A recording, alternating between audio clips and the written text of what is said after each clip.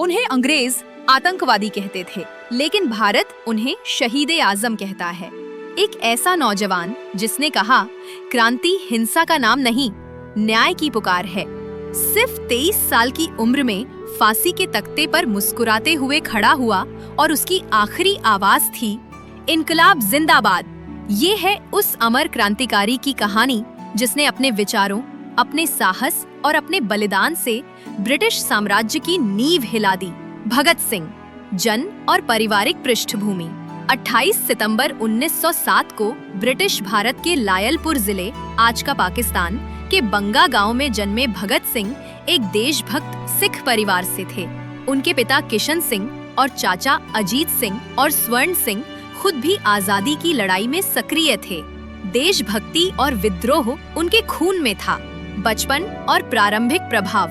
बहुत कम उम्र से ही भगत सिंह आजादी की कहानियों और अंग्रेजों के अत्याचारों से प्रेरित हो चुके थे। सिर्फ 12 साल की उम्र में वो जलियांवाला बाग हत्याकांड की जगह पर गए, जहां की खून से सनी जमीन और गोलियों से छलनी दीवारों ने उनके मन पर गहरी छाप छोड़ी। उन्होंने वही संकल्प लिया, इस मिट्टी में गिरे हर बूंद का बदला मैं लूंगा। पुस्तकें उनके हथियार बन गईं। उन्होंने कार्ल मार्क्स, लेनिन, बाकुनिन और थॉमस पेन जैसे क्रांतिकारियों को पढ़ा और आजादी, समानता और समाजवाद की गहरी समझ विकसित की। शिक्षा और प्रारंभिक सक्रियता। भगत सिंह एक तेज तर्रार छात्र थे, लेकिन उनका असली उद्देश्य कक्षाओं से बाहर था। उन्होंने नौजवान भारत सभा जैसी क्रांतिकारी संस्थाओं में शामिल होकर और बाद में Hindustan socialist Republican association HSRA के प्रमुख सदस्य के रूप में स्वतंत्रता आंदोलन में कदम रखा। उनका विश्वास स्पष्ट था, आजादी भीख में नहीं मिलेगी, उसे क्रांति से हासिल करना होगा। उन्होंने कहा था, वे मेरी जान ले सकते हैं, लेकिन मेरे विचारों को नहीं मार सकते। वे मेरे शरीर को कुचल सकते हैं, लेकिन मेरी आत्मा को नहीं। Turning point. सॉन्डर्स की हत्या।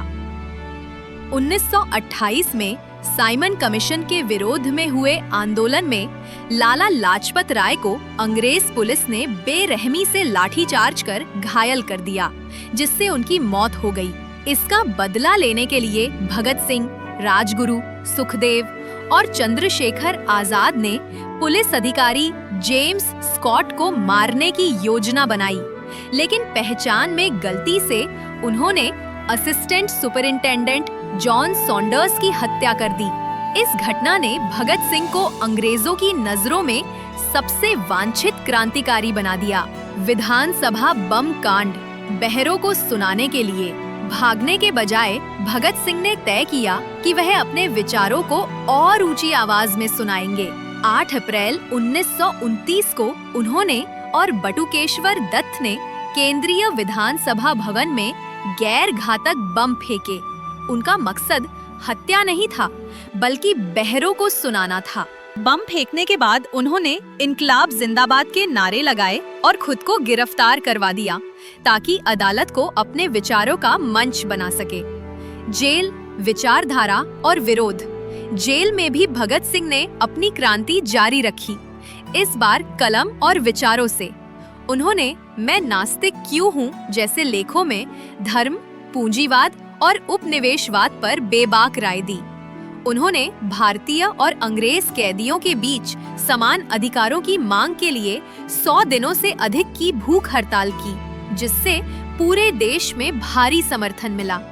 उनकी बहादुरी और सोच ने लाखों युवाओं को आजादी की लड़ाई में उतरने के लिए प्रेरित किया।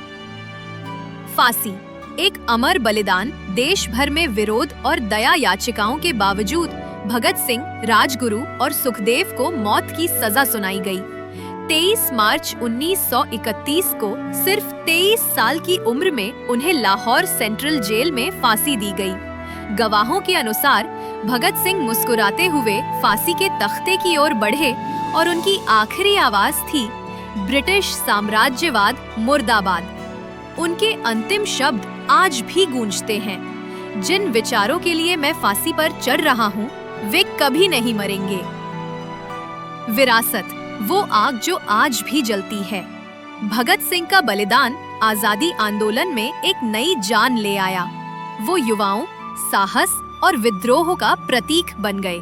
शहीद आजम भगत सिंह संग्रहालय पंजाब, शहीद भगत सिंह अंतर्राष्ट्रीय हवाई अड्डा चंडीगढ़ और अनगिनत सड़कें, विश्वविद्यालय और पार्क उनके नाम पर है। उनकी किताबें और लेख आज भी पढ़े जाते हैं और उनका नाम दुनिया भर में न्याय और स्वतंत्रता के प्रतीक के रूप में लिया जाता है। भगत सिंह सिर्फ 23 साल जिए, लेकिन उन 23 सालों में उन्होंने एक साम्राज्य हिला दिया, आजादी की भाषा बदल दी और साबित कर दिया कि विचार गोलियों से ज्यादा ताकतवर होते हैं। वो सिर्फ आजादी के लिए नहीं लड़ रहे थे, वो एक ऐसे नए भारत के लिए लड़ रहे थे जो समानता, न्याय और आजादी पर टिका हो।